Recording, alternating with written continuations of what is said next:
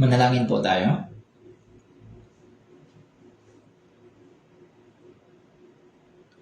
Banal at mahabagin naming Amang Diyos na sa amin ay nagmamahal, nagpapasalamat po kami sa habag at pag-ibig ninyo sa amin.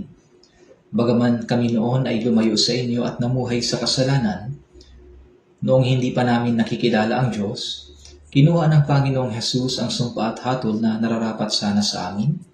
Sa pamamagitan ng inyong kamatayan at pagdanak ng mahalagang dugo, ay hinugasan ninyo ang aming mga kasalanan magpakailanman. Pinalaya kami mula sa lahat ng hatol at sumpa at iniligtas sa pamamagitan ng inyong biyaya, hindi dahil sa aming sariling magawa. Lubos po kami nagpapasalamat dahil sa kamanghamanghang biyayang ito. Pinupuri at pinasasalamatan po namin kayo sa lahat ng inyong biyaya na ginawa ninyo kaming mga anak at binigyan ng maluwalhating pag-asa na makapasok sa walang hanggang kaharian ng Diyos. Sa oras na ito, kaming mga tinubos ng mahalagang dugo ng Panginoon ay nagtitipon sa inyong harapan upang purihin ang inyong dakilang pag-ibig at biyaya, matuto ng inyong salita, at mag-fellowship sa banal na kapulungan kasama ang Panginoon. Naniniwala kami na kasama namin kayo maging sa oras na ito. Pagmasdan po ninyo ang bawat isa sa amin at alalayan kami ng inyong mahabaging mga kamay. Sa pamamagitan ng inyong biyaya, salita at kapangyarihan ng Espiritu Santo, baguhin niyo po kami at gawing sakdal upang makapamuhay bilang mga anak ng Diyos na walang ikinahihiya. Kami po ay inyong pagharian at gabayan upang kami ay makapamuhay ng karapat-dapat sa inyong harapan sa lahat ng aspeto ng aming buhay. Panginoon, samahan po ninyo ang aming mga iglesia sa buong mundo, ang mga iglesia sa buong bansa, sa iba't ibang panig ng mundo, at lahat ng brothers and sisters na patuloy na nag-iingat ng pananampalataya at nagpapahayag ng Ebanghelyo sa gitna ng mga kahirapan. Gamitin po ninyo ang bawat isa sa kanila ayon sa inyong kalooban, upang sa mga huling araw na ito ay makabahagi sila sa dakilang gawain ng kaligtasan na nais ninyong maisakatuparan. Punuin niyo po ang bawat minister ng salita, karunungan at kapangyarihan ng Espiritu Santo upang buong tapang nilang maipahayag ang Ebanghelyo at makapag-akay ng maraming kaluluwa sa Panginoon at maisakatuparan ang dakilang gawain ng kaligtasan. Panginoon, ingatan po ninyo ang mga mahihina sa pananampalataya, ang mga may sakit at ang mga dumaranas ng iba't ibang pagsubok. Ipagkaloob nawa ninyo ang nararapat na biyaya upang wala ni isa mang matisod. Ituro niyo po sa amin ang daan na dapat naming lakaran at ipahayag ninyo sa amin ang inyong mabuti at ganap na kalooban. Sa pamamagitan ng inyong banal na salita, ihayag niyo po sa amin kung paano kami dapat mamuhay at kumilos. Ito po ang aming dalangin sa pangalan ng aming Panginoong Jesucristo. Amen. Buksan po natin sa Biblia, sa Mateo chapter 19. Mateo chapter 19.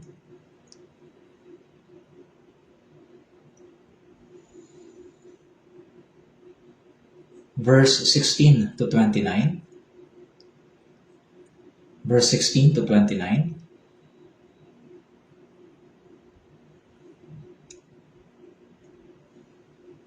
Mateo chapter 19, verse 16 to 29.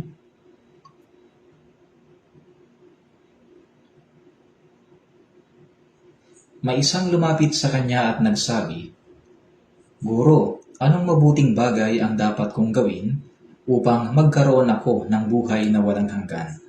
At sinabi niya sa kanya, "Bakit mo ako tinatanong tungkol sa mabuti? Iisang mabuti. Ngunit kung ibig mong pumasok sa buhay, tuparin mo ang mga utos." Sinabi niya sa kanya, "Alin sa mga iyon?" At sinabi ni Jesus, "Huwag kang papatay, huwag kang mangangalunya, huwag kang magnanakaw, huwag kang sasaksi para sa kasinungalingan, igalang mo ang iyong ama at ang iyong ina, at ibigin mo ang iyong kapwa na gaya ng iyong sarili."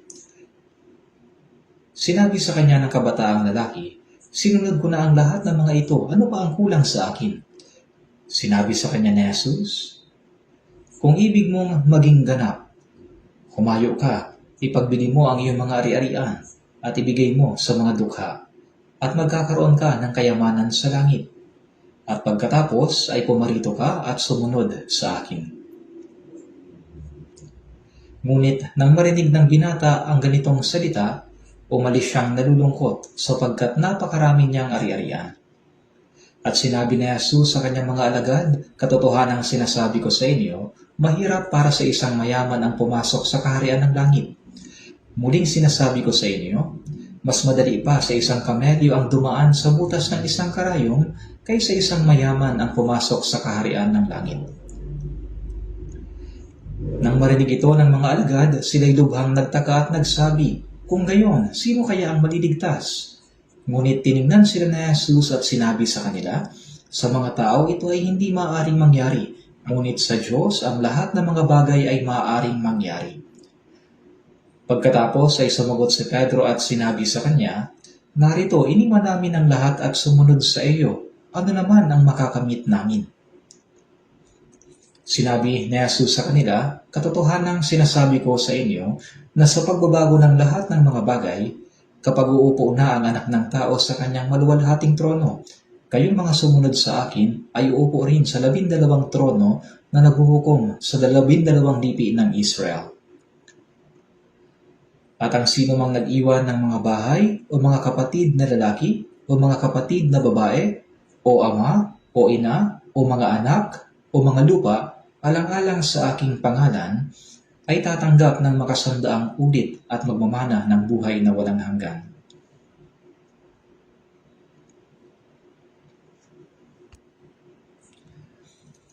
Isang buwan na po ang lumilipas mula nang magsimula ang bagong taon. Ang panahong ibinigay sa atin ay mabilis na lumilipas. Kapag ang panahon ay lumilipas ng mabilis, anong ibig sabihin ito? Ibig sabihin, ang mga araw natin sa mundong ito ay umiiksi. At ang araw ng pagharap natin sa Panginoon ay mas lumalapit. Tunay na napakalapit na ng araw ng pagdating ng Panginoon. Kaya ngayon, dapat nating pag-isipan kung paano natin gugugulin ang natitirang bahagi ng ating buhay sa harapan ng Diyos. Dapat din nating suriin ang ating sarili kung ang pananampalataya ba natin ay kalugod-lugod at katanggap-tanggap sa paningin ng Diyos. Dapat tayong magnais na mamuhay sa mas matuwid na pananampalataya sa harap ng Diyos. Ngayong araw, ayon sa talatang ating binasa, pinili ko ang pamagat na buhay na walang hanggan at kayamanan.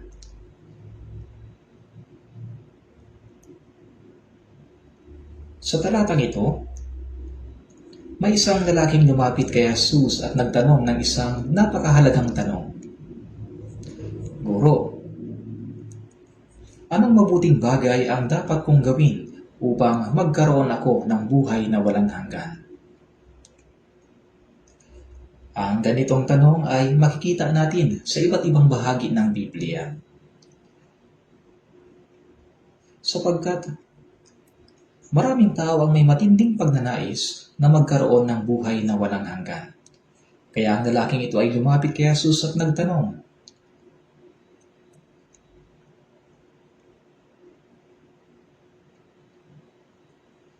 anong mabuting bagay ang dapat kong gawin upang magkaroon ako ng buhay na walang hanggan? Ang parehong kwentong ito ay ilang ulit na makikita sa Biblia. Dito sinabi ni Jesus, kung ibig mong pumasok sa buhay, tuparin mo ang mga utos. At nagtanong siya, alin sa mga iyon?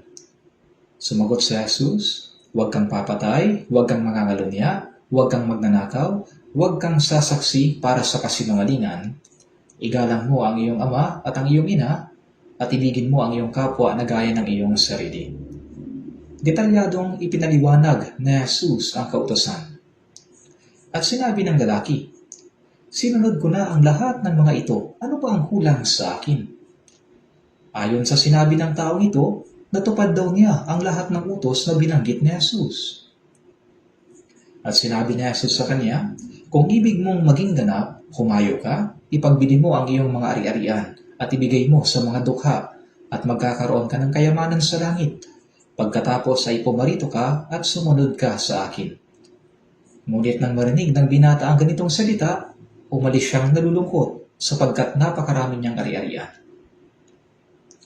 Ang lalaking ito ay nagsalita tungkol sa usapin ng buhay na walang hanggan. Subalit may isang bagay siya na hindi nauunawaan. Mali ang kanyang akala kung paano magkaroon ng buhay na walang hanggan. Sa Marcos chapter 10 verse 17, makikita din natin ang isang lalaki na lumapit sa Panginoon. Lumuhod at nagtanong ng may pagnanais at kapakumbabaan. Lumuhod siya sa harapan ni Jesus at siya'y nagtanong, "Mabuting guro, ano ang dapat kong gawin upang magmana ng buhay na walang hanggan?" Ganoon din sa Lucas chapter 18 verse 18. Mayroong nagtanong na isang pinuno, "Mabuting guro, ano ang gagawin ko upang magmana ng buhay na walang hanggan?"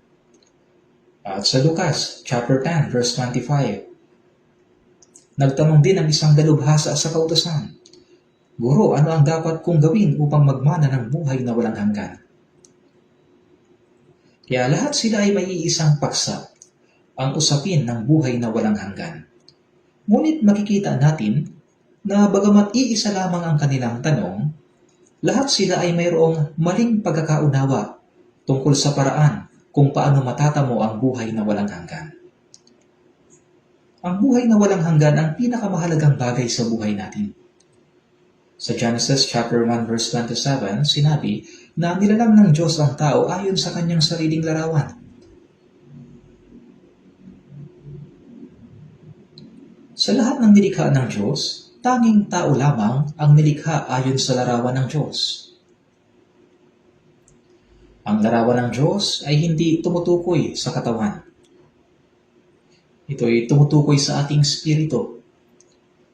Nilikha ng Diyos ang tao ayon sa kanyang sariling larawan upang makatanggap ng kanyang pag-ibig at buhay.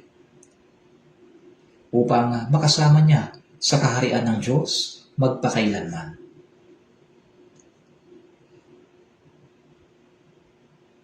Nilikha ng Diyos ang tao ayon sa kanyang sariling larawan upang maging tulad niya. Sa Ecclesiastes chapter 3 verse 11 sinabi, "Ginawa niya ang bawat bagay na maganda sa kapanahunan niyon, inilagay rin niya ang walang hanggan sa isipan ng tao." Isipin ninyo ito. Itong katawan natin ay halos hindi mabuhay ng 100 taon, di ba? Kaya bakit tayo binigyan ng Diyos ng pusong naghahangad ng walang hanggan? Siyempre, ang pagnanais na mabuhay ng walang hanggan ay hindi galing sa ating pisikal na katawan, kundi galing sa ating spirito. Nilikha ng Diyos ang spirito upang tayo'y mabuhay na kasama niya magpakailanman. Ang layunin ng Diyos sa paglikha ng tao ay hindi upang magdusa sa mundong ito at mamatay, o kaya'y magpakasaya sa mundo. Ang layunin kung bakit niya nilikha ang tao ay upang mabuhay na kasama niya magpakailanman. Kaya nga ang Diyos ay naglagay sa ating puso ng pagnanais sa walang hanggan. Ito ang inaasam ng ating kaluluwa. Ang siyang nabuwang pagbubuntis sa sinapupunan ng ina ay paghahanda lamang para ipanganak sa mundong ito at mabuhay ng ilang dekada. Gayon din, ang kasalukuyang buhay natin sa mundo. Ang buhay natin sa mundong ito ay paghahanda din lamang para sa walang hanggan. Kaya nga, sa maiksing buhay natin sa mundong ito, ang pinakamahalagang bagay habang nabubuhay tayo sa mundong ito ay ang matanggap ang kaligtasan.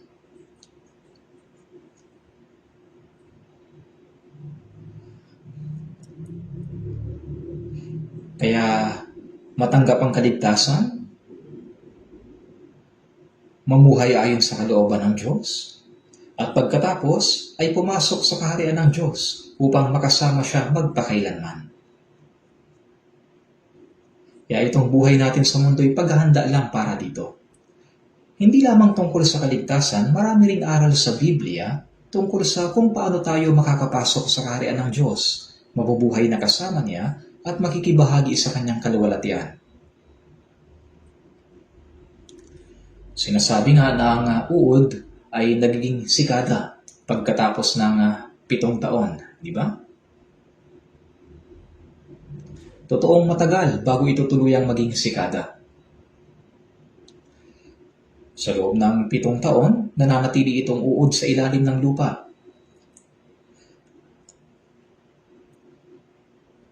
Uod muna bago ito tuluyang lumabas at magpakita. Ang mga uod sa latian ay umaakyat sa mga ugat.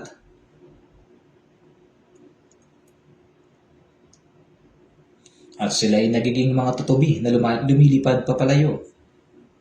Alam niyo ito, di ba? Ganoon din ang mga uod, nagiging paru-paro at lumilipad.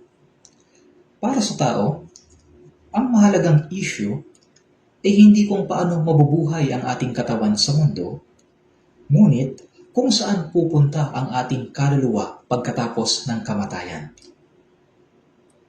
Ito ang pinakamahalagang usapin.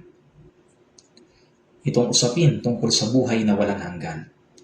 Gayunpaman, maraming tao ang may maling pagkakaunawa tungkol sa kung paano matatamo ang buhay na walang hanggan.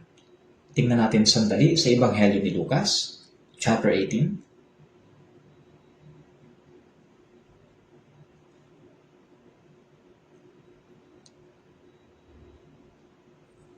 Lucas chapter 18, verse 18 at 19.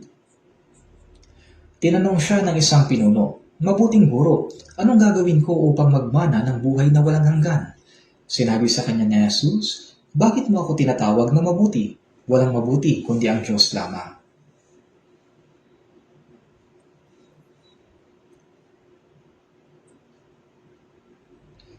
Si Jesus ay tinawag ng isang pinuno bilang mabuting guro. Marahil ay iniisip niya na si Jesus ay isa lamang guro ng moralidad na nagtuturo ng mabubuting gawa. Kaya mabuting guro. At dahil ang mabuting guro ay nagtuturo ng mabubuting gawa, nagtanong siya, "Anong gagawin ko upang magmana ng buhay na walang hanggan?" Ngunit sumagot si Jesus, "Bakit mo ako tinatawag na mabuti? Walang mabuti kundi ang Diyos lamang." Hindi ito nangangahulugan na si Jesus ay hindi mabuti, kundi dahil sa iniisip ng pinuno na ito na si Jesus ay isa lamang ordinaryong tao na nagtuturo ng mabubuting gawa, kaya sinabi ni Jesus na walang mabuting tao. Walang taong tunay na mabuti. Ngunit si Jesus ay hindi ordinaryong tao. Siya ang Diyos na pumarito sa anyo ng tao. Tunay na mabuti si Jesus. Si Jesus ay mabuti. Kaya nga kanyang sinabi na walang mabuti kundi ang Diyos lamang. Ito'y tumutukoy sa katotohanan na siya ay kapantay ng Diyos. Lahat tayo ay ipinanganak sa kasalanan. Mayroon tayong pusong mandaraya at lubhang napakasama. Sa Roma chapter 3 verse 10, walang matuwid, wala kahit isa. Ang puso ng lahat ng tao ay masama at mandaraya, ngunit iba si Jesus. Si Jesus ay hindi inapo ni Adan. Upang maipanganak na walang kasalanan, hiniram niya ang katawan ng isang berhen. Sa Isaias 7:14, sinabi, "Isang berhen ang maglilihi at manganganak ng isang lalaki." Sa loob ng 9 na buwan, hiniram ni Jesus ang sinapupunan ng isang berhen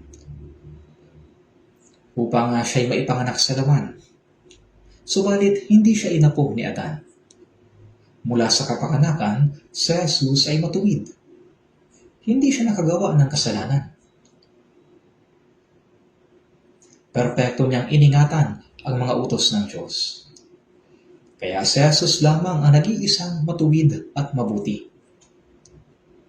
Subalit, dahil sa hindi nalalaman ng mga tao kung sino siya, tinawag nila siyang mabuting guro. Kaya sinabi ni Jesus, bakit mo ako tinatawag na mabuti? Ito'y upang ipakita na hindi siya isang uri ng guro ng moralidad, kundi ang mismong matuwid na anak ng Diyos. Sa Roma chapter 3 verse 4 sinabi, hayaan ang Diyos ay maging tapat kahit na ang bawat tao ay sinungaling. Sinabi ng kasulatan na lahat ng tao ay sinungaling, bawat isa sa kanila. At sa Roma chapter 3 verse 10, walang matuwid, wala kahit isa. Sa pananaw ng Diyos, lahat ng tao sa sanlibutan, walang matuwid, wala kahit isa. Ang isang matuwid na tao ay walang kakayahan o hilig na magkasala. Sa anumang bagay, hindi siya nagkakasala. Sa Roma chapter 3 verse 12, sinabi, lahat ay lumihis, sama-sama silang nawalan ng kabuluhan, walang gumagawa ng mabuti, wala kahit isa. At sa Roma 3:23, yamang ang lahat ay nagkasala at hindi nakaabot sa kaluwalhatian ng Diyos. Ibig sabihin, lahat ng tao ay makasalanan at nagkasala, kaya hindi nila maaaring marating ang kaluwalhatian ng Diyos. Ang resulta ng kasalanan ay kawalan ng kakayahang makibahagi sa kaharian ng Diyos at sa kanyang kaluwalhatian, kaya napupunta sa impyerno. Sapagkat kung hindi makakapasok sa kaluwalhatian ng Diyos, yun lang ang natitirang lugar na pupuntahan, ang impyerno. Sinabi sa Isaiah chapter 64 verse 6, ang lahat naming katuwiran ay naging parang maruming kasuotan. Ang tao ay maaaring gumawa ng mabuti, oo. Pero sa mata ng Diyos, ang kabutihan ng tao ay para lang maruming basahan. Ang isang makasalanang nakasuot ng maruming kasuotan ay hindi pwedeng tumayo sa harapan ng Diyos. Kaya ang lahat ng katuwiran na ginagawa ng tao ay para lang maruming damit sa mata ng Diyos. Para lang basahan.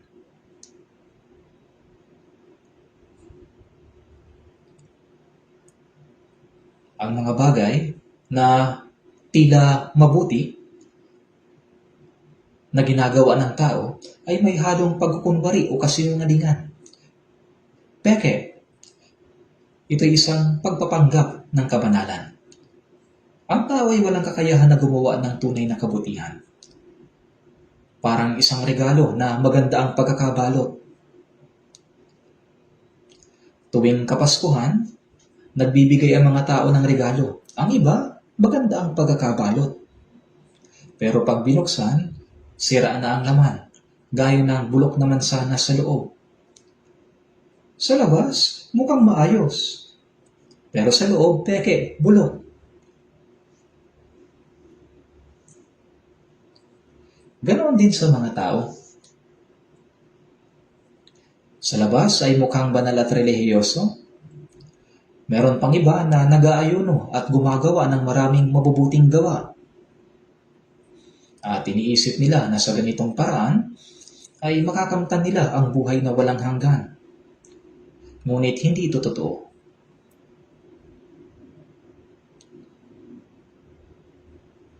Ang mabuti na ginagawa ng tao ay hindi tunay na mabuti sa paningin ng Diyos. Maliwanag na sinasabi sa Biblia, walang taong maliligtas sa pamamagitan ng paggawa ng mabuti. Ang buhay na walang hanggan ay hindi makakamtan sa pamamagitan ng paggawa ng mabuti. Ang buhay na walang hanggan ay makakamit lang sa pamamagitan ng pananampalataya sa biyaya at pag-ibig ng Diyos na ibinigay sa pamamagitan ni Jesus. Wala nang ibang paraan.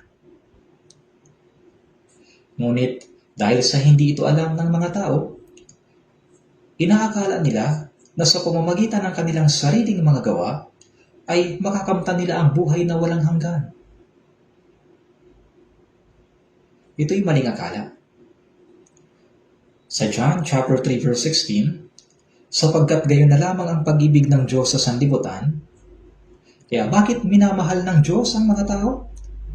Sapagkat nilikha ng Diyos ang lahat ng tao ayon sa kanyang sariling larawan. Kaya mayroon siyang habag at pag-ibig para sa kanila. Kaya nga, Ibinigay ng Diyos ang kanyang tanging anak. Ibinigay ng Diyos ang kanyang tanging anak bilang handog na pantubos para sa kaligtasan ng kaluluwa ng mga tao. Ibinigay ng Diyos ang paraan upang ang makasalanang tao ay huwag mapahamak kundi makamtan ang buhay na walang hanggan. Sa John chapter 5 verse 24, sinabi, "Ang nakikinig ng aking salita at sumasampalataya sa Kanya na nagsugo sa akin ay may buhay na walang hanggan at hindi darating sa kahatulan kundi lumipat na sa buhay mula sa kamatayan." Ito ay sa pamamagitan ng pananampalataya. Sa John chapter 5 verse 39, "Sinasaliksik ninyo ang mga kasulatan sapagkat iniisip ninyo na sa mga iyon ay mayroon kayong buhay na walang hanggan, at iyon na nagpapatotoo tungkol sa akin." Inihahayag ng kasulatan ang daan tungo sa buhay na walang hanggan. Si Jesus ay pumarito sa mundo upang ibigay sa atin ang buhay na walang hanggan. Sa John chapter 6 verse 40, "Sapagkat ito ang kalooban ng aking Ama, na ang bawat nakakakita sa anak at sa kanya'y sumampalataya ay magkaroon ng buhay na walang hanggan." Kalooban ng Diyos na sa pamamagitan ni Jesucristo, magkaroon tayo ng buhay na walang hanggan. At tulad ng binigkas nyo kanina sa memory verse, sa John chapter 17 verse 3, "At ito ang buhay na walang hanggan, na ikaw ay makilala nila na isang Diyos na tunay at sa Jesucristo na iyong sinugo." Ang buhay na walang hanggan ay ang makilala ang tunay na nag-iisang Diyos, ang Diyos na tagapaglikha, at ang makilala si Jesucristo na isinugo ng Diyos. Ang salitang makilala at manampalataya ay magkaugnay. Kapag tunay na nakilala, tunay na sasampalataya. Kaya kapag tunay nating nakilala ang Diyos at si Jesucristo sa pamamagitan ng salita, at syempre sa pamamagitan ng pagtuturo ng Espiritu Santo, tayo ay nagkakaroon ng tunay na pananampalataya, at ito ang daan upang makamtan ang buhay na walang hanggan. At sa John 10:28, "Sila'y binibigyan ko ng buhay na walang hanggan, at kailan may hindi sila mapapahamak, at hindi sila agawin ng sino man sa aking kamay." Ibinibigay ng Panginoon ang buhay na walang hanggan sa mga tao. Kaya kapag naunawaan natin ang biyaya ng Diyos at natanggap ang kaligtasan, ang pagiging ligtas, pagiging naipanganak na muli, at ang pagkakaroon ng buhay na walang hanggan, iisa lang ang kahulugan. Sino mang tunay na nakatanggap ng biyaya ng Diyos ay naligtas at nagkaroon ng buhay na walang hanggan. Sa John chapter 5 verse 24, "May buhay na walang hanggan at hindi darating sa kahatulan kundi lumipat na sa buhay mula sa kamatayan." Talagang kamangha-mangha ang talatang ito. Sa Lucas chapter 10, makikita natin ang isang dalubhasa sa kautusan na nagtanong, "Ano ang dapat kong gawin upang magmana ng buhay na walang hanggan?" Tinanong siya ni Jesus, "Natupad mo ba ang kautusan? Ano ba ang nakasulat sa kautusan?" At sumagot siya, "Ibigin mo ang Panginoon mong Diyos ng buong puso mo, ng buong kaluluwa mo, ng buong lakas mo, at ng buong pag-iisip mo, at ang iyong kapwa na gaya ng iyong sarili." Bilang isang dalubhasa, hinati niya ito ng maayos sa dalawang bahagi. Sinabi naman ni Jesus, "Gawin mo ito at mabubuhay ka." Kaya ang kaalaman at pagsasaulo sa kautusan ay hindi magbibigay ng buhay na walang hanggan. Sabi ni Jesus, "Gawin mo ito at mabubuhay ka." Sinabi ng dalubhasa, "At sino ang aking kapwa?" Sinabi niya ito upang ipagmatuwid ang kanyang sarili, para palabasin na siya'y mabuting tao. Kaya kong ibigin ang aking kapwa. Sino ang aking kapwa? Kaya nagsalita si Jesus ng isang talinhaga. Sinabi niya sa Lucas 10:30, "May isang taong bumaba mula sa Jerusalem patungo sa Jericho, at siya'y nahulog sa kamay ng tulisan. Hinubaran siya ng mga ito, binugbog, pagkatapos ay umalis at iniwan siyang halos patay. Sino ang aking kapwa?" Kaya sa isang taong binugbog ng tulisan at halos patay na, sino ba ang kanyang kapwa? Kailangan ba ng lalaking ito na halos patay na maghanap ng taong kanyang tutulungan? O siya mismo ang nangangailangan ng tulong? Sino ang aking kapwa? Ang dahilan kung bakit sinabi ni Jesus ang tungkol sa taong halos patay na ay para sabihin sa dalubhasa ng kautusan na ganito ang kanyang kalagayan sa mata ng Diyos. Na ikaw, Sa paningin ng Diyos ay lumabag na sa buong kautusan. Ang iyong kaluluwa ay halos patay na. Kaya hindi ka dapat maghanap ng kapwa na tutulungan. Ang dapat mong hanapin ay yung kapwa na magdiligtas sa iyo. At sinabi ni Jesus ang talinhaga ng mabuting Samaritano. Nakita ng Samaritano ang lalaking sugatan at siya'y naawa. Kaya binuhusan niya ng langis at alak ang kanyang mga sugat. Binalutan ito at isinakay sa kanyang sariling hayop. At dinala sa bahay panuluyan at inalagaan. Ang mabuting Samaritano ay si Jesus. At ang lalaking binugbog ng mga tulisan ay ikaw, ang dalubhasa sa kautusan. At hindi lang ang dalubhasa. Hindi lang ikaw dalubhasa, kundi tayong lahat ng mga tao. Walang sino man ang magkakaroon ng buhay na walang hanggan sa pamamagitan ng kanyang sariling gawa o kakayahan. Tayong lahat ay mga miserableng makasalanan. Subalit maraming tao ang hindi alam ito. Hindi nila nakikilala ang kanilang sarili.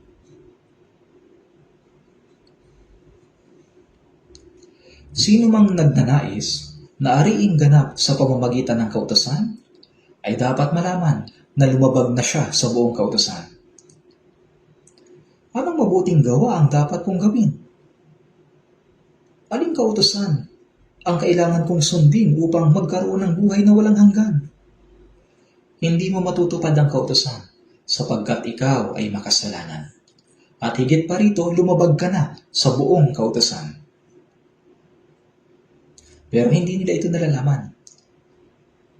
Sinabi sa Galatia chapter 5 verse 4, kayo'y hiwalay kay Kristo, kayong mga nagnanais ariing ganap sa pamamagitan ng kautusan. Nahulog kayo mula sa biyaya. Ang taong nagsisikap na ariing ganap sa pamamagitan ng mga gawa ng kautusan ay hiwalay kay Kristo, nahulog mula sa biyaya ng Diyos. Ito'y kapahamakan. Ano kaya sa tingin ninyo ang mangyayari sa impyerno? Siyempre, sa impyerno ay may mga mamamatay tao, mga manggagansyo, at lahat ng uri ng kriminal. Subalit mayroon din doong mga tao na buong buhay nila ay nagsimba, namuhay ng relihiyoso.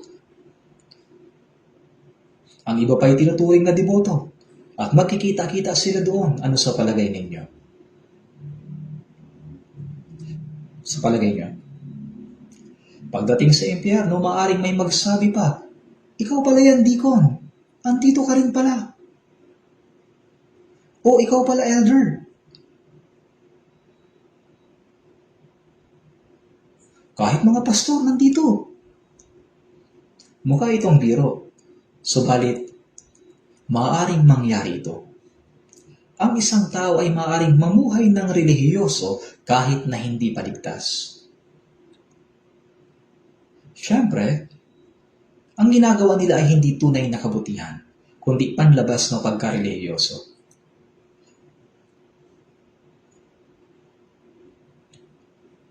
Anong dapat kong gawin upang magmana ng buhay na walang hanggan? Sinabi ni Jesus, ano ba ang nakasulat sa kautusan? Ano ba ang nabasa mo? Huwag kang papatay, huwag kang mangangalunya, huwag kang magnanakaw, huwag kang sasaksi para sa kasinungalingan, igalang mo ang iyong ama at ang iyong ina, at ibigin mo ang iyong kapwa na gaya ng iyong sarili. Sinunod ko na ang lahat ng mga ito. Ano pa ang kulang sa akin? Iniisip siguro niya na dahil sa hindi siya nananakit ng ibang tao, ay iniibig na niya ang kanyang kapwa. Subalit maling-mali ang kanyang akala. Sinasabi sa unang Juan, chapter 3, verse 15, sino mang napupuot sa kanyang kapatid ay isang mamamatay tao.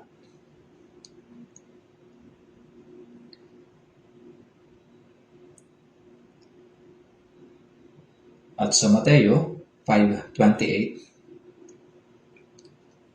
bawat tumitingin sa isang babae na may pagnanasa ay nagkasala na ng pangangalunya. Ibigin mo ang iyong kapwa na gaya ng iyong sarili. Kung mahal mo ang iyong kapwa na gaya ng iyong sarili, ano ang dapat na ginagawa mo? Kapag may taong nagugutom, dapat pakainin mo siya na parang ikaw ang nagugutom. Kapag may tao nga walang damit, dapat mo siyang damitan na gaya ng sarili mong katawan. Kaya ba talaga itong gawin ng sino man? Sa Lucas 10:27, ibigin mo ang Panginoon mong Diyos ng buong puso mo, ng buong kaluluwa mo at ng buong lakas mo at ng buong pag-iisip mo. Ito isang bagay na nagmumula sa puso. Ang umiibig lamang sa Diyos ng buong puso, kaluluwa at lakas ang tunay na makakaibig sa kanyang kapwa na gaya ng kanyang sarili. Subalit, mayroon ba talagang tao na kayang umibig sa Diyos ng ganito? Sinusubukan pa nga ng mga tao na gamitin ng Diyos para sa kanilang sariling pakinabang. Talaga bang iniibig nila ang Diyos? Hindi. Dahil sa hindi nila kayang ibigin ang Diyos ng buong puso, hindi rin nila kayang ibigin ang kanilang kapwa na gaya ng kanilang sarili. Silang umiibig sa Diyos ng buong puso at kaluluwa ay kayang umibig sa kanyang kapwa na gaya ng kanyang sarili. Nang sinabi nitong lalaki na sinunod ko na ang lahat ng mga ito, ano pa ang kulang sa akin? Sabi ni Jesus sa kanya, kung ibig mong maging ganap, humayo ka, ipagbili mo ang iyong mga ari-arian at ibigay mo sa mga dukha at magkakaroon ka ng kayamanan sa langit. Hindi ito nangangahulugan na sa paggawa noon ay maliligtas ang tao. Ang sinasabi dito ay ang pangakong gantimpala ng Diyos. At pagkatapos ay pumarito ka at sumunod sa akin. Ang ibig sabihin ng sumunod kay Jesus ay maniwala at sumunod sa Kanya. Ngunit nang marinig ng binata ang ganitong salita, umalis siyang nalulungkot sapagkat napakarami niyang ari-arian. Bakit siya nalungkot? Dahil napakahirap para sa kanya na bitawan ang kanyang mga kayamanan. Hindi niya ito kayang sundin. Nais niyang magkaroon ng buhay na walang hanggan, ngunit hindi niya kayang bitawan ang kanyang mga ari-arian. Bagamat sinasabi, ibigin mo ang iyong kapwa na gaya ng iyong sarili, mas iniibig niya ang kanyang kayamanan kaysa sa kanyang kapwa. Sa umpisa pa lang ay mayroon ng mali sa taong ito. Sinabing siya'y umalis na nalulungkot. At may isa pang lalaking lumapit kay Jesus sa Mark chapter 10, lumuhod sa harap ni Jesus at nagtanong, "Mabuting guro, anong gagawin ko upang magmana ng buhay na walang hanggan?" Kaya parehong tanong din. Sinabi ni Jesus sa kanya sa Mark 10:21, "Humayo ka, ipagbili mo ang lahat at ibigay mo ang salapi sa dukha at magkakaroon ka ng kayamanan sa langit at pumarito ka at sumunod sa akin." Subalit siya'y nanlumo sa sinabing ito, siya'y umalis na nalulungkot sapagkat marami siyang ari-arian. Kaya walang sino mang tao ang nakagawa ng eksakto ayon sa sinabi ni Jesus. Silang lahat ay umalis na may malungkot na mukha. Gusto rin niyang magkaroon ng buhay na walang hanggan. Ngunit, hindi pa sa ngayon. Sa ngayon, mas mahalaga sa kanya ang kanyang mga ari-arian. Ito ang tunay na kontradiksyon ng tao. Ang isa na kayang magbigay ng buhay na walang hanggan at ang taong nagnanais tumanggap ng buhay na walang hanggan ay nagkatagpo ng harapan. Ngunit trahedya na pinalampas niya ang pagkakataong iyon. Dahil sa walang kabuluhang kayamanan ng mundong ito, kayamanan ba o buhay na walang hanggan? Habang tinitimbang niya ito, ang buhay na walang hanggan ay naging parang isang bagay lang na para sa hinaharap at naipit niyang hinawakan ng kayamanan sa kanyang puso. Kaya hindi niya magawang sundin ang salita ng Panginoon. Hindi niya iniibig ang kanyang kapwa na gaya ng kanyang sarili.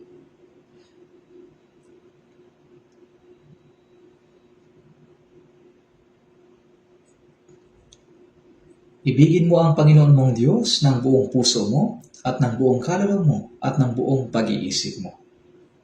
Ibigin mo ang iyong kapwa na gaya ng iyong sarili.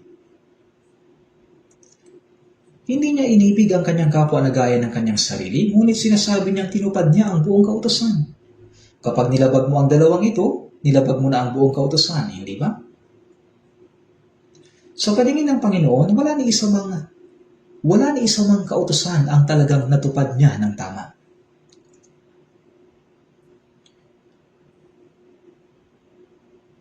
Pero sinabi niya, tinupad ko ang lahat.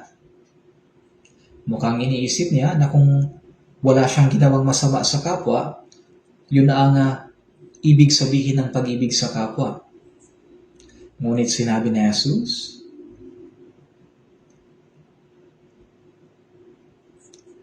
kung ibig mong maging ganap, humayo ka, ipagbili mo ang iyong mga ari-arian at ibigay sa mga dukha.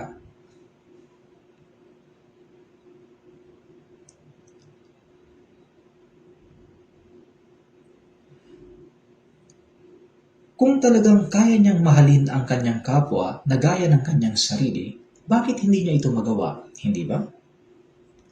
Dapat niyang ipahayag na hindi niya kayang tuparin ang kautusan.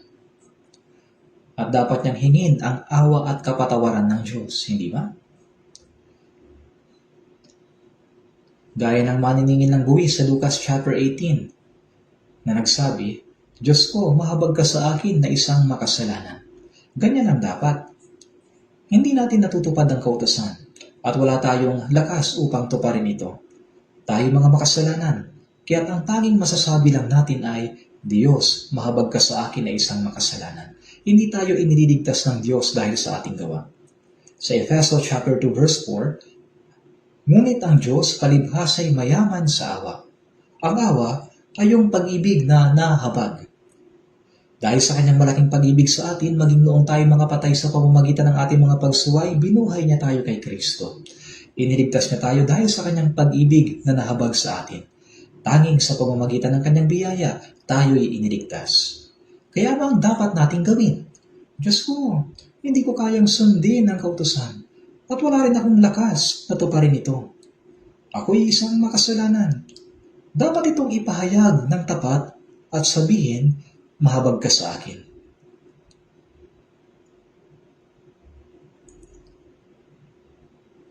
Ganon ang dapat na gawin.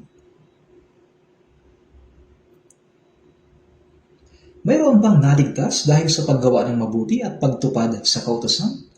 Wala kahit na isa. Kaya nang sinabi ni Jesus, ipagbili mo ang lahat at ibigay mo ang salapi sa dukha at magkakaroon ka ng kayamanan sa langit at pumarito ka at sumunod sa akin, sinabi niya ito upang ipamulat sa kanila na hindi nila kayang tuparin ang kautusan, upang ipakita na ang tao ay hindi maaaring ariing ganap sa pamamagitan ng sariling gawa, sapagkat ang tao sa kanyang likas na kalagayan ay hindi talaga kayang tuparin ang kautusan ng Diyos. Ngunit kung tayo ay naligtas na, at ayon sa salita ng Panginoon ay iniibig natin ang Diyos ng buong buhay, at iniibig natin ang ating kapwa na gaya ng ating sarili, at dahil dito ay nagagawa nating gamitin ang ating mga ari-arian para sa mga dukha, kung gayon, may matatanggap tayong gantimpala mula sa Diyos. Walang duda, mayroong kaluwalhatian para doon. Ngunit yung mga lumapit sa Panginoon na nagnanais magkamit ng buhay na walang hanggan, may mayamang binata, may taong lumuhod at taimtim na nakiusap, may pinuno. Subalit silang lahat ay hindi nagawang sundin ang salita ng Panginoon at silang lahat ay umalis na nalulungkot. Ipinapakita nito na wala ni isa man ang kayang sumunod ng may galak sa salita ng Panginoon. Marahil kapag tayo ay naligtas na, saka pa lamang natin ito magagawa.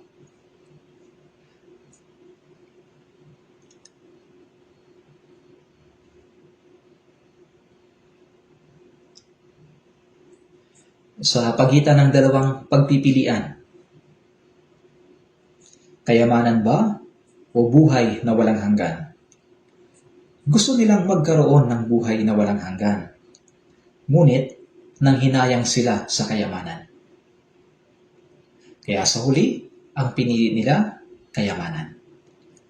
Sapagkat iniisip nila na mas mahalaga ang kayamanan kaysa sa buhay na walang hanggan. Isinuko nila ang buhay na walang hanggan at sila'y umuwi.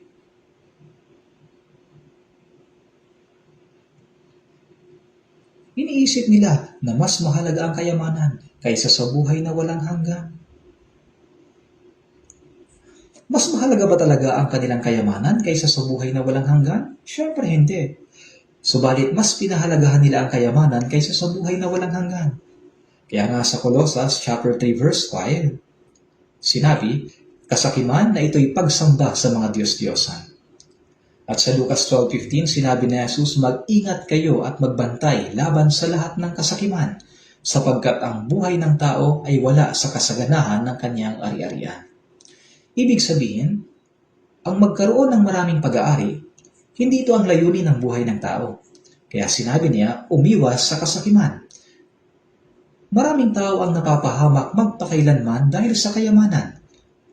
Hanggat hindi nila lubos na nauunawaan na ang kayamanan ay hindi makapagbibigay sa kanila ng tunay na kaligayahan at kapayapaan, magiging mahirap para sa kanila na makamtan ang buhay na walang hanggan.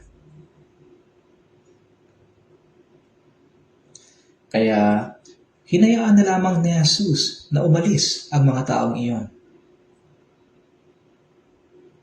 Hinayaan na lang niya na umalis. Hindi na kailangan pang ipaliwanag ng detalyado, ikaw na mismo ang kailangang makaintindi. Sa Lucas chapter 12 verse 20, naroon ang mayamang lalaki. Sa Lucas chapter 12 verse 19, sinabi niya, marami ka ng pag-aaring nakaimbak para sa maraming taon. Magpahinga ka, kumain ka, uminom ka, magsaya ka. Ngunit sinabi ng Diyos sa verse 20, hangal, sa gabing ito ay kukunin ang iyong kaluluwa. Kahit ngayong gabi, maaaring kunin ang kaluluwa. Sa Ecclesiastes chapter 12 verse 7, sinabi, ang alabok ay bumalik sa lupa na gaya ng una. Ang ating katawan ay nilikha mula sa alabok, kaya nabubuhay ito sa mga bagay na mula sa lupa. At kapag namatay, babalik ito sa lupa. Kaya nga sinasabi natin kapag may namatay, siya'y yumao na, sapagkat ang kanyang katawan ay bumalik na sa pinanggalingan. At ang spirito naman ay babalik sa Diyos na nagbigay nito. Kaya sinabi, sa gabing ito ay kukunin ang iyong kaluluwa. Kapag tinawag na ang spirito, ang tanong ay, kung ito ba ay pupunta sa kaharian ng Diyos o maririnig natin ang sinabi sa Matthew 25:41, lumayo kayo sa akin, kayo mga isinumpa, doon sa apoy na walang hanggan. Ito ang problema. Kaya nga sa Lucas chapter 12 verse 20, sinabi, sa gabing ito ay kukunin ang iyong kaluluwa. At kanino kaya ang mapupunta ang mga bagay na inihanda mo? Kahit na gaano pa karami ang naipon mong kayamanan, sa huli, sa'yo ba talaga yon? Ito ang tanong. May mga tunay na mayayaman, yung mga sobrang yaman talaga. May mga taong hindi na alam kung saan paggagastusin ang kanilang pera. Ngunit, kanino ba talaga yon? Kapag kinuha na ng Diyos ang kaluluwa ng tao, kanino mapupunta ang lahat ng iyon? Wala nang silbi ang lahat ng iyon. Ngunit iniisip pa rin ng tao na ang kayamanan ang magbibigay sa kanya ng kaligayahan, na ito ang magbibigay sa kanya ng kasiyahan at dulutas sa lahat ng kanyang problema. Pero hindi ito totoo. Hindi ito mangyayari. Kaya sa Lucas chapter 6 verse 24 ay sinasabi, kahabag-habag kayong mayayaman. Buksan natin sandali ang Lucas chapter 6. Lucas chapter 6 verse 24.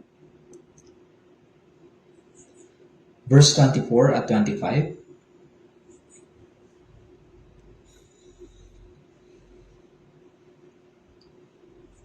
Lucas chapter 6 verse 24 at 25. Subalit kahabag-habag kayong mayayaman, sapagkat tinanggap na ninyo ang inyong kaaliwan. Kahabag-habag kayong mga busog ngayon, sapagkat kayo magugutom. Kahabag-habag kayong tumatawa ngayon, sapagkat kayo magluluksa at magsisiiyak. Kahabag-habag kayong mayayaman, sapagkat tinanggap na ninyo ang inyong kaaliwan. Sa Lucas chapter 16 verse 24, sinabi ng taong mayaman, Amang Abraham, maawa ka sa akin. Suguin mo si Lazaro upang itubog sa tubig ang dulo ng kanyang daliri at palamigin ang aking dila, sapagkat naghihirap ako sa apoy na ito. At sinabi ni Abraham, Anak, alalahanin mo na sa iyong buhay ay tinanggap mo ang mabubuting bagay, kaya naman ikaw ay nagdurusa ngayon. Kahabag-habag kayong mayayaman sapagkat tinanggap na ninyo ang inyong kaaliwan. Sa mundong ito ay tinanggap na ng mayamang lalaki ang lahat ng mabubuting bagay. Sa mga awit, Inilarawan ang mga taong natanggap ang lahat ng kanilang gusto sa mundo.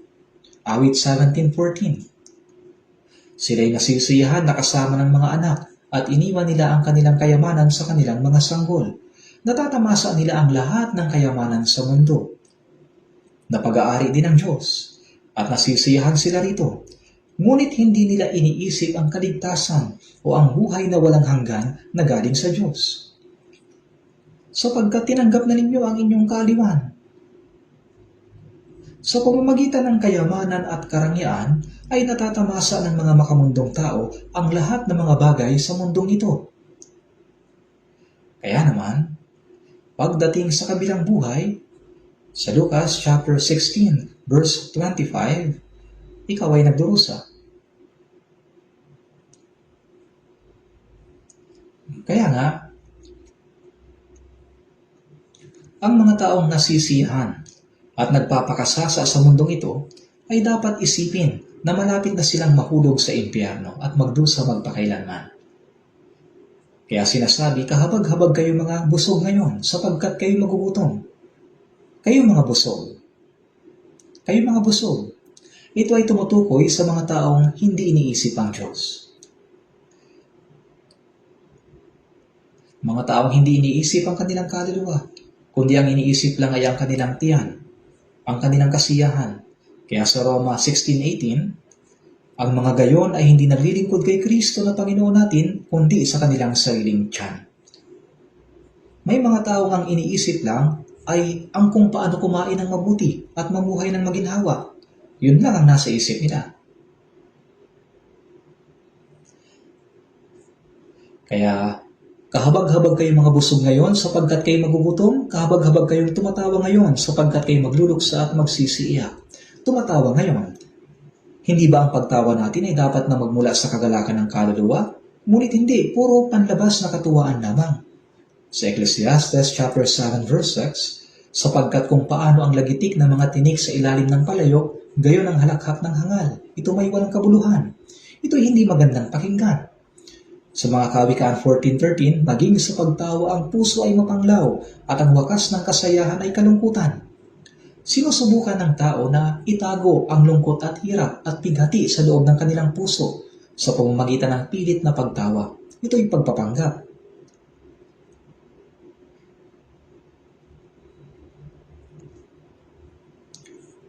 Tingnan natin sa Lucas chapter 16 verse 25.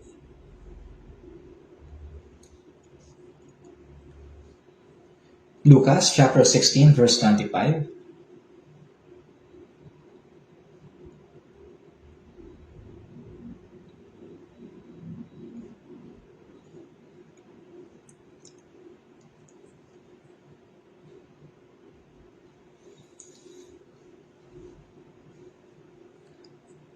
Anak, alalahanin mo na sa iyong buhay ay tinanggap mo ang iyong mabubuting bagay, at si Lazaro naman ay ang masasamang bagay.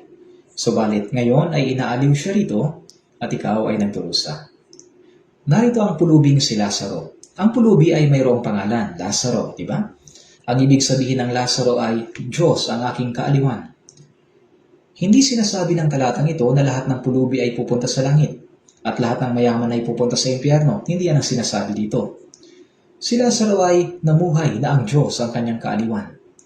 Sa mga awit 39 verse 7, sinabi rin ni David, Panginoon, sa ano pa ako maghihintay?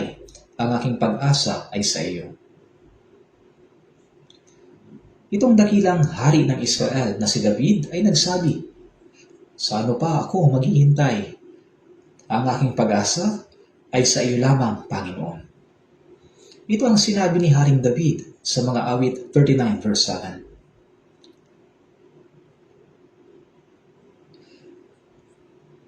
Tunay na sila'y nagkakagulo ng walang kabuluhan. Ang tao ay nagbubunton at hindi nalalaman kung sinong magtitipon. Si David ay hindi interesado sa mga kayamanan ng mundong ito. Ibinigay niya ang lahat ng mayroon siya para maitayo ang templo. At anong sinabi niya? Sa unang Kronika 29, sapagkat ang lahat ng bagay ay nagmumula sa iyo at ang sa iyo ang ibinibigay namin sa iyo. Ibinigay niya sa Diyos ang sa Diyos. Tunay na kahanga-hanga ang pananampalataya ni David. Wala siyang pagnanasa o kasakiman sa mga bagay ng mundong ito. Sinabi niya, ang tao ay nagbubunton at hindi nalalaman kung sinong magtitipon. Ngayon, Panginoon, saan ba ako maghihintay? Ang aking pag-asa ay sa iyo. Tunay na dakilang hari si David. Isipin niyo kung gaano ito kaganda sa paningin ng Diyos. At ang pangalang Lazaro ay nangangahulugang Diyos ang aking kaaliwan. Hindi nito na sinasabi na ang mga pulubi ay tiyak na pupunta sa langit. Ang tinutukoy nito ay pulubi ang puso, pulubing puso. Isang pusong kumikilala na dumating tayo na walang dala at aalis din walang dala. Ganyan ang puso ng pulubi. Tulad ng sinabi sa unang Timoteo, chapter 6, verse 8, kung tayo may pagkain at damit, masiyahan na tayo sa mga ito.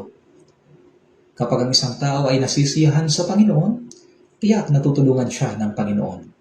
Kung ang isang dukha na mananampalatayang ligtas ay umaasa sa Diyos, tiyak natutulungan siya ng Diyos sa kabila ng kanyang mga kahirapan. Tingnan natin sa Santiago chapter 5, mula verse 1.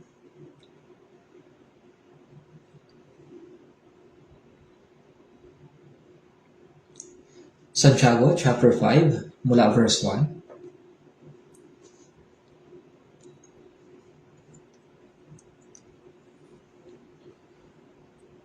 Hali kayo ngayon, kayong mayayaman, tumangis kayo at humagulhol, dahil sa mga kahirapan na sa inyo ay darating. Ang inyong mga kayamanan ay bulok na, at ang inyong mga damit ay kinakain na ng bukbok. Ang inyong ginto at ang inyong pilak ay kinakalawang na. At ang mga kalawang ng mga ito ay magiging patotoo laban sa inyo. At gaya ng apoy ay lalamunin nito ang inyong laman. Kayo'y nag-iimbak ng mga kayamanan para sa mga huling araw. Kung babasahin natin ang talatang ito, hali kayo ngayon, kayong mayayaman, tumangis kayo at humagulhol dahil sa mga kahirapan na sa inyo'y darating. Bakit? Kasalanan ba ang maging mayaman? Hindi. Ang kayamanan mismo ay hindi kasalanan. Ang panganib ay kapag ang isang tao ay nasisiyahan na sa kayamanan.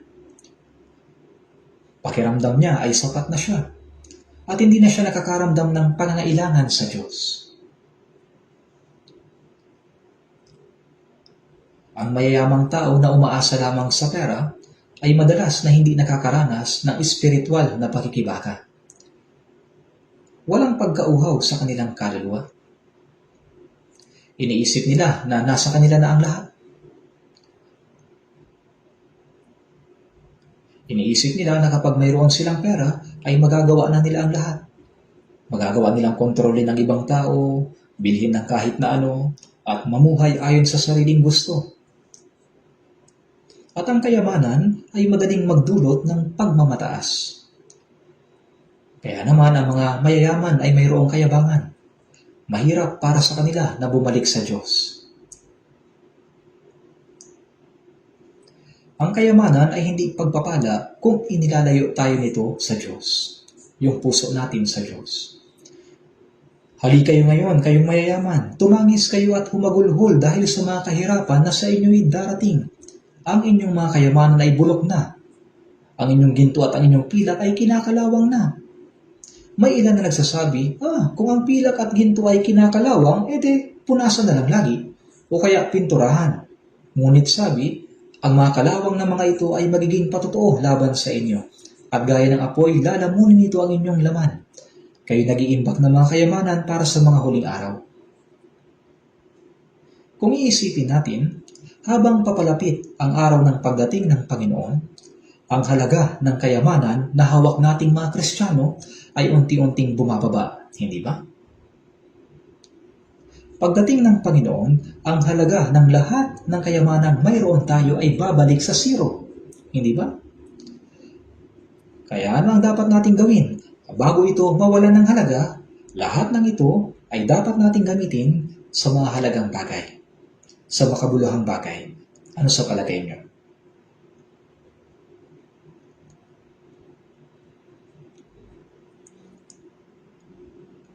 Kaya dapat maunawaan ng mayayaman na ang kanilang pera ay hindi makapagbibigay sa kanila ng tunay na kaligayahan at kapayapaan.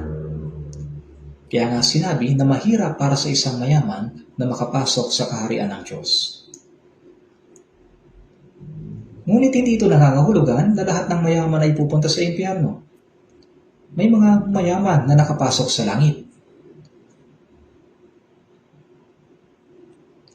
Ayon sa sinabi ni Jesus, mas madali pa sa isang kamelyo ang dumaan sa butas ng isang karayon kaysa isang mayaman ang pumasok sa kaharian ng Diyos. Nang panahong yon, ang pinakamalaking hayop sa Israel ay ang kamelyo. Ito ang pinakamalaking hayop doon. Ano naman ang pinakamaliit na butas? Ito ang butas ng karayon. Ito ang pinakamalaking hayop at ang pinakamaliit na butas ng karayon. Paano kaya makakapasok ang pinakamalaking hayop sa pinakamaliit na butas? Ito isang bagay na hindi lubos maisip. Madali pa para sa isang kamelyo ang pumasok sa butas ng isang karayon kaysa sa isang taong mayaman na pumasok sa kaharian ng Diyos. Ibig sabihin, hindi sila makakapasok. May mayaman ba rito? Yung sobrang yaman.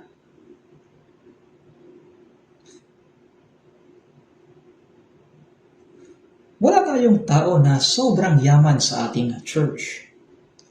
Kahit sa ang church natin sa buong mundo, walang miyembro na sobrang yaman.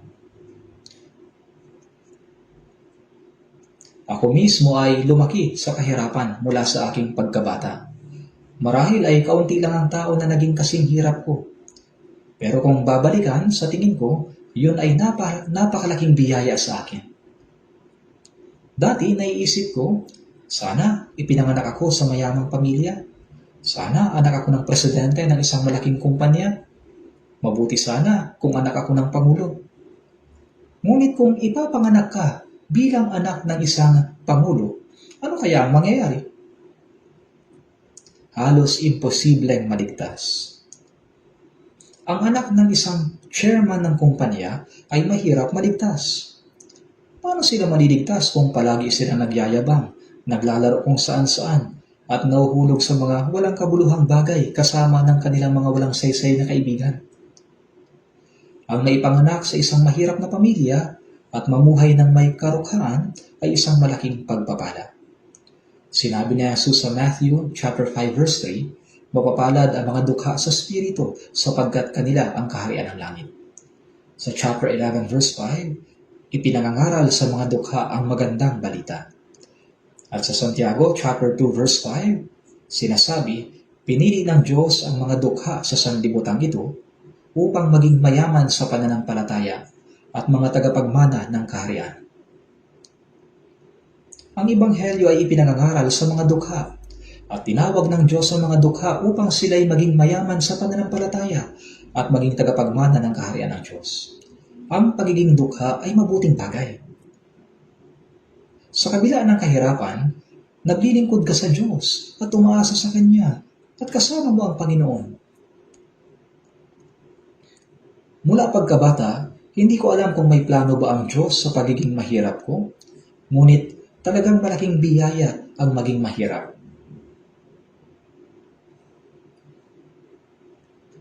Talagang mahirap ang buhay ko.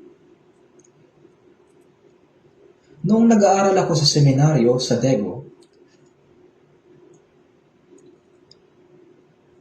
kung hindi ka magdadala ng tiyak na halaga ng bigas sa dormitoryo bawat buwan, hindi ka nila bibigyan ng pagkain.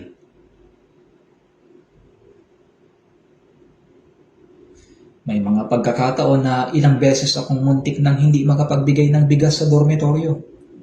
Ang bayaw ko noon ay sundalo sa Daegu at siya nagbibigay ng bigas. Sinasakay ko yun sa kariton at dinadala doon. Ngunit pagkalipas ng isang buwan, talagang hindi ko na alam kung paano ako mabubuhay. Kahit sinasabi ko sa sarili ko na kailangan kong magtiis at lumaban, may mga sandaling napapaisip ako na mamatay na lang kaya ako.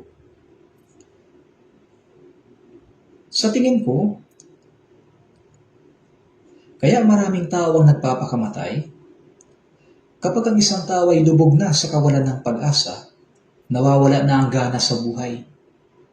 Kaya Naisip ko din noon na magpasagasa na lang sa truck. Naramdaman ko rin ang ganoong mga bagay. Sa dormitoryo, pinapatay nila ang ilaw kapag 10:30 na ng gabi. Kasi kailangan naming bumangon ng maaga para sa morning prayer. Kaya ako ay nag-aaral gamit ang maliit na lampara. At pagsapit ng 10:00 ng gabi, syempre, gutom ka na.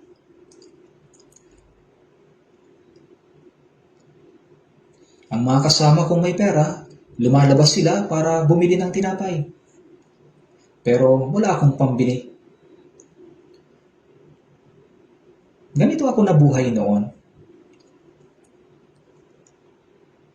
Gaya ng nababanggit ko, paminsan-minsan nagtitinda ako ng ice candy, ng dyaryo, at naglilinis ng sapatos. Kung ano-ano ang ginagawa ko.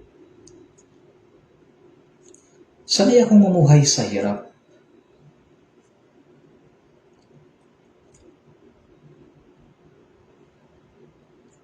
Ngunit ngayon, masagana ang pamumuhay ko kumpara sa panahong yon. Nararamdaman ko na tinutulungan ako ng Diyos. Ang kayamanang ito'y hindi akin.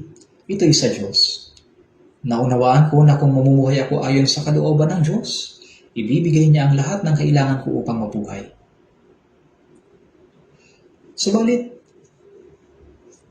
alam niyo ba na may mga taong mayayaman sa Biblia na naligtas? Halimbawa ay si Zaccheo na isang maniningil ng buwis na mula sa Jericho. Isa siyang mayaman. Siya'y naligtas. Tinanggap niya si Jesus. Si Jose na taga-Arimatea ay isa ding mayaman. Inilibing niya ang katawan ni Jesus. At si Nicodemo, siya ay pinuno. Ang mga taong ito ay mayayaman, subalit nakaranas sila ng espiritual na kahirapan at taimtim nilang hinanap at hiningi ang biyaya ng Diyos. Silang lahat ay naligtas. Kaya hindi ibig sabihin na lahat ng mayaman ay pupunta sa impyerno. Ang mayaman na namumuhay ayon sa kalooban ng Diyos at iniisip ang espiritual na kalagayan, kahit na nasa gitna siya ng kayamanan, ay pwede rin maligtas.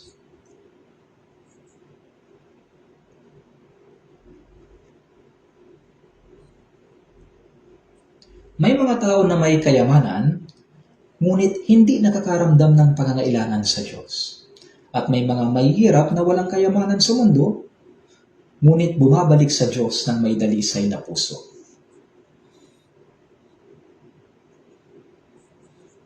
At sila'y umaasa sa Diyos.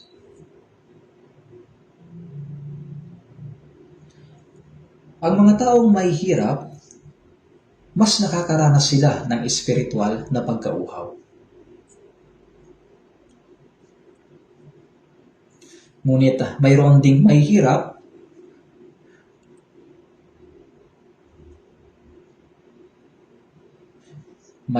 na ang puso ay mayaman.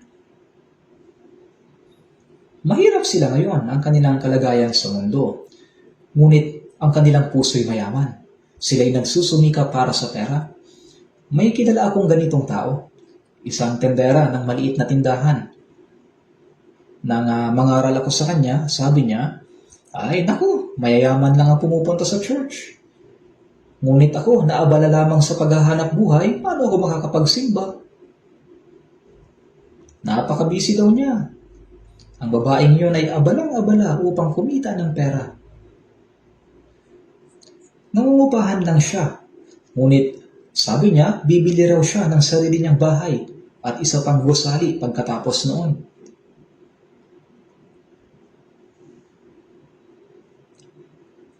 Kaya, ang ganoong tao ay sobrang abala na wala ng oras upang pag-isipan ang mga bagay patungkol sa Diyos. Wala ng oras para pag-isipan ang problema sa kanyang kaluluwa. Tulad ng mayaman, mahirap para sa ganoong tao ang maligtas. May ibang tao na mayaman sa katawan at mayaman sa puso. At may iba na dukha sa katawan at dukha din sa puso. Habang ang iba na may dukha sa katawan, ngunit mayaman sa puso. Ang bawat tao ay iba-iba. Ngunit, Ang tao ay maliligtas lamang sa pamamagitan ng biyaya at kapangyarihan ng Diyos. Mahirap para sa isang mayaman ang pumasok sa kaharian ng langit. Nang marinig ito ng mga alagad, sila'y lubhang nagtaka at nagsabi, "Kung gayon, sino kaya ang maliligtas?" Sa mga tao, ito ay hindi maaaring mangyari. Ngunit sa Diyos, ang lahat ng mga bagay ay maaaring mangyari.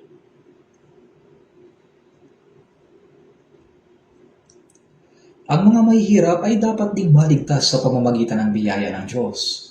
At ang mga mayayaman ay dapat na maunawaan ng lubusan na ang kanilang kayamanan ay hindi makapagbibigay sa kanila ng tunay na kapayapaan o pag-asa.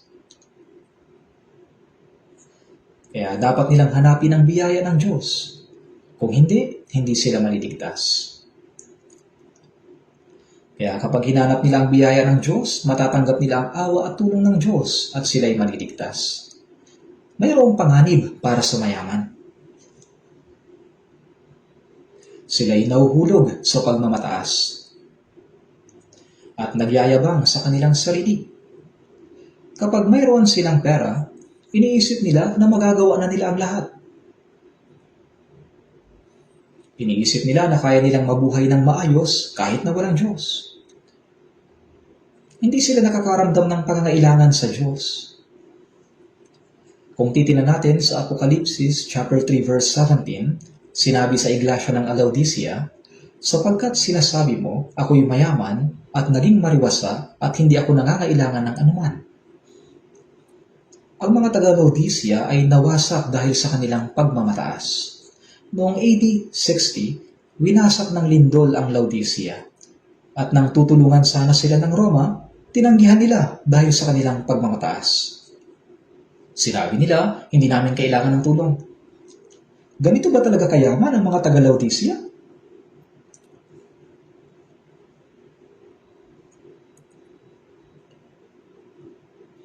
At ang mayayamang tao ay labis na nakatuon sa mga bagay ng mundo. Nauhumaling sila rito, hindi ba? Sila'y sobrang abala sa mga bagay ng mundo. Sa mga taong ating na-evangelize. Sa mga na-evangelize natin, ang ilan sa kanila ay chairman ng malaking kumpanya at mahirap para sa kanila ang mamuhay ng may pananampalataya. Minsan nga ay hindi pa tayo sigurado kung naunawaan talaga nila ang kaligtasan.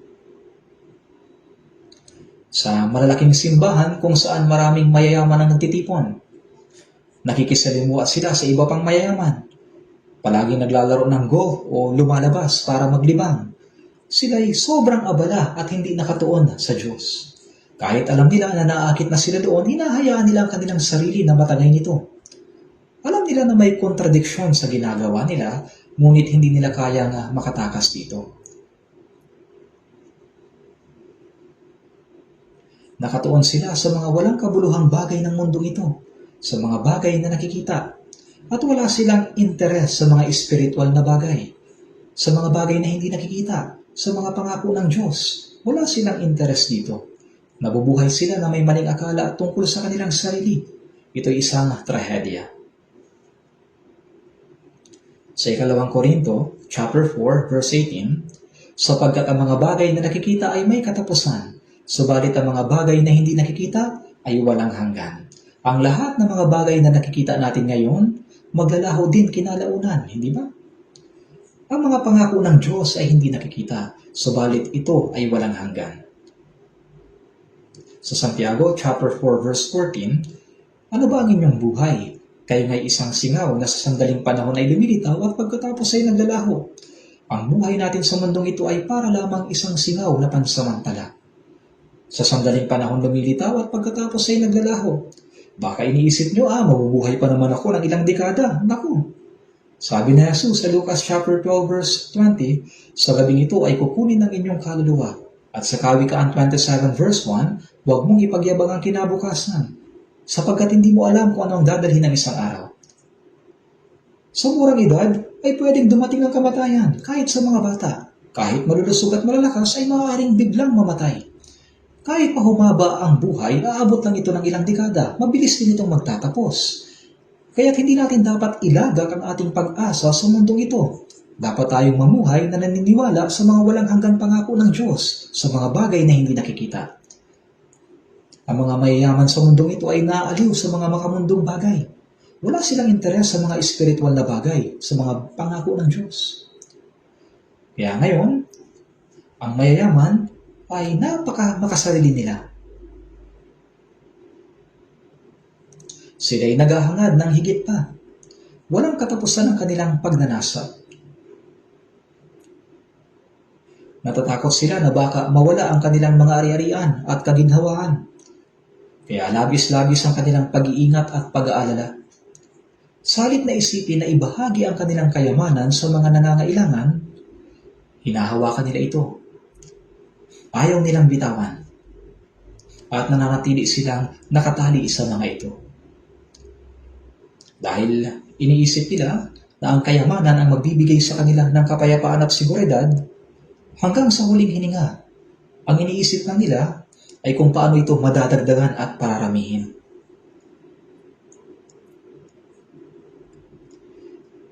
Hindi natatapos ang pagnanasa ng mayayaman. Hindi sila nasisiyahan. Walang katapusan ang kanilang kasakiman.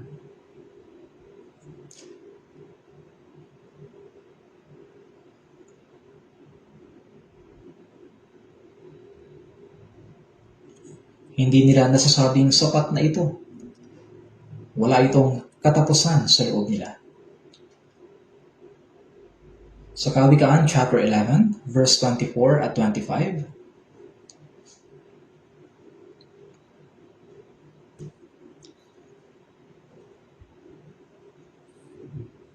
Kawikaan, chapter 11, verse 24 at 25. May isang kamanghamanghang salita. Tingnan natin dito.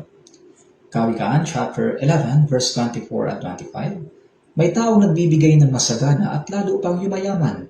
May nagkakait ng dapat ibigay, ngunit naghihirap lamang. Ang taong mapagbigay ay payayamanin, at siyang nagdididig ay dididigin din. Ngayon, itong mga kawikaan, ito ang karunungan na ibinigay ng Diyos kay Solomon. Sabi rito, may taong nagbibigay ng masagana at lalo pang yumayaman. Kapag nagbigay tayo, ano ba ang nangyayari? Binibigyan din tayo ng Diyos. Sa Lucas 6:38, alam nyo ba ang talatang ito? Alam nyo? Okay, bigkasin natin ang sabay-sabay. Bigkasin natin. Magbigay kayo at iyon ay bibigay sa inyo. Pustong takal, siniksik, niliglig at umaapaw ang ilalagay nila sa inyong kandungan. Ito ang mga salitang sinabi ni Jesus. Magbigay. Sinasabi ng Diyos na iyon ay ibibigay din sa inyo. Gaano siya magbibigay? Pustong takal, siniksik, niliglig at umaapaw. Kung maniniwala tayo sa pangakong ito, napakalaking biyaya ang matatanggap natin. Sinasabi rin sa kawikaan, may taong nagbibigay ng masagana at lalo pang yumayaman. May nagkakait ng dapat ibigay, ngunit naghihirap lamang. Ang taong mapagbigay ay payayamanin, at siyang nagdididig ay dididigin din. Ito ang pangako ng Diyos para sa atin. Kaya sa unang Timoteo, chapter 6, verse 17, sinabi ng apostol na si Pablo, ang mayayaman sa sanlibutan ito ay atasan mo na huwag magmataas, ni huwag umasa sa mga kayamanang hindi tiyak, kundi sa Diyos na nagbibigay sa atin ng lahat ng mga bagay para sa ating kasiyahan. At sa verse 18, dapat silang gumawa ng mabuti, maging mayaman sa mabubuting gawa, bukas ang palad at handang mamahagi. Sa gayon magtitipon sila para sa kanilang sarili ng isang mabuting saligan para sa hinaharap, upang sila'y makapanghawak sa tunay na buhay. Sinabi niya ito sa mga mayayaman, huwag maging mayabang. Huwag umasa sa mga kayamanang hindi tiyak. Ang kayamanang ito'y may pakpak at maaaring lumipad anumang oras. Huwag ninyong ilagak ang inyong pag-asa sa mga ito. Sa pamamagitan ng world missions, pangangaral ng ebanghelyo at paglilingkod sa iglesia, dapat tayong maging mayaman sa mabubuting gawa. Bukas ang palad at handang mamahagi. Bukas ang palad.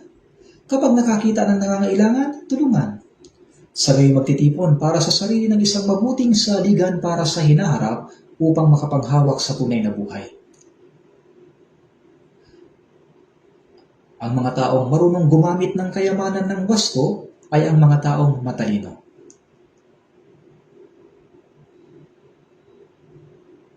At sila'y pinagpapala ng Diyos. Ang kayamanan ay pagsubok sa pagkatao. Hindi dami ng kayamanan ang mahalaga, kundi kung paano ito ginagamit.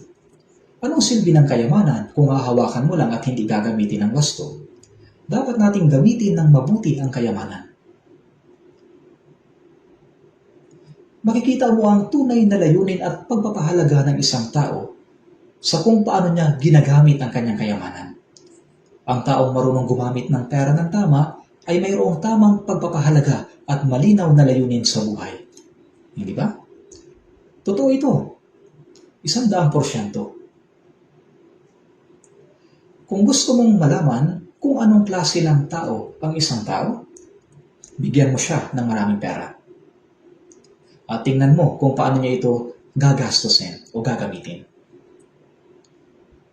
Kung ginagastos niya ang pera sa kahit ano lang na gusto niya, sa mga walang saysay na bagay, kung ganun mga walang saysay ang pinahahalagahan niya sa buhay. Ipinagkakatiwala ng Diyos ang pera sa taong marunong gumamit nito sa pinakamakabuluhang paraan. Sasabihin ng Diyos, marunong kang gumamit ng pera. Kaya ipagkakatiwala ito sa kanya ng Diyos. Gaya ng sinasabi ng kasulatan, may taong nagbibigay ng masagana at lalo pang yumayaman. Pinayayaman sila ng Diyos. Kaya sinabi ni Pedro, narito, iniwan namin ang lahat at sumunod sa iyo. Ano naman ang makakamtan namin? Sa Mateo chapter 4, nang tawagin na Jesus ang mga alagad, iniwan nila ang kanilang mga bangka. Iniwan ang kanilang ama na kasama nila sa trabaho. Iniwan ang kanilang tahanan at sila'y sumunod kay Jesus. Iniwan nila ang lahat ng bagay.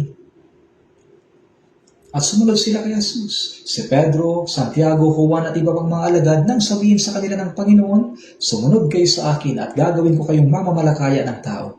Iniwan nila ang lahat at sumunod kay Jesus. Talagang napakatapang nila. Sinabi nila, sumunod kami sa iyo ng ganito. Kaya ano ang aming tatanggapin? At sumagot si Jesus, oo, tama yan. Kayong mga sumunod sa akin ay uupo rin sa 12 trono na naghuhukom sa 12 dipi ng Israel. Ang mga nagdurusa na kasama ko ay tatanggap din ng kaluwalhatian na kasama ko. Kaya sumagot si Jesus at sinabi, katotohanan ang sinasabi ko sa inyo. Walang taong nag-iwan ng bahay o mga kapatid na lalaki o mga kapatid na babae o ina o ama o mga anak o mga bukid dahil sa akin at dahil sa magandang balita ang hindi makakatanggap ng 100 ulit. Ngayon sa panahon ito ng mga bahay, mga kapatid at iba pa. Paano natin matatanggap ang 100 ulit? Saan man tayo magpunta? Nariyan ang mga brothers and sisters. Sino mang gumagawa ng kalooban ng Ama ay siyang aking mga kapatid na lalaki, babae at ina. Ang ating Kristiyanong pamumuhay ay tunay na masaya. Hindi malungkot, hindi nag-iisa. Saan man tayo magpunta, may mga kapatid tayong puno ng pag-ibig. Sinasabi na tatanggap tayo ng 100 ulit. Hindi lamang 100 kundi maging 1,000 ulit pa. Kaya hindi tayo nag-iisa. Kahit wala tayong pisikal na pamilya pagkatapos natin maligtas, hindi na tayo nag-iisa. May mga kapatid tayo kay Kristo na mapagmahal at mas mahalaga kaysa mga kapatid natin sa laman. Totoo na mas mahalaga ang dugo kaysa tubig, ngunit ang Espiritu Santo ay mas mahalaga kaysa dugo. Gaano man kahalaga ang relasyon natin sa pisikal nating pamilya, magtatapos din ito sa loob ng ilang dekada. Ngunit ang ating mga kapatid spiritually, mabubuhay tayo kasama ng Diyos magpakailanman. Tama ba? Kaya ito ay mas higit na mahalaga kaysa samahang batay lang sa dugo, pisikal na dugo. Yan ang dahilan kung bakit sinabi ng Panginoon, kung tayo namatay na kasama niya, ay mabubuhay rin tayong kasama niya. Kung tayo magtitiis, maghahari naman tayong kasama niya. Kaya Huwag nating hayaang maagaw ng mga kayamanan ng sanlibutan ang ating puso. Wala tayong dapat na ikainggit sa mga mayayaman sa sanlibutan. Sa mundong ito, kahit na maglingkod at mamatay ka para sa bansa, madalas hindi sapat ang gantimpala na ibinibigay ng bansa o estado. Hindi sapat. Ang mga makamundong sakripisyo ay madaling makalimutan. Ngunit, pag namuhay tayo ayon sa kalooban at kaluwalhatian ng Diyos para sa Ebanghelyo, hindi tayo kailanman kalilimutan ng Diyos.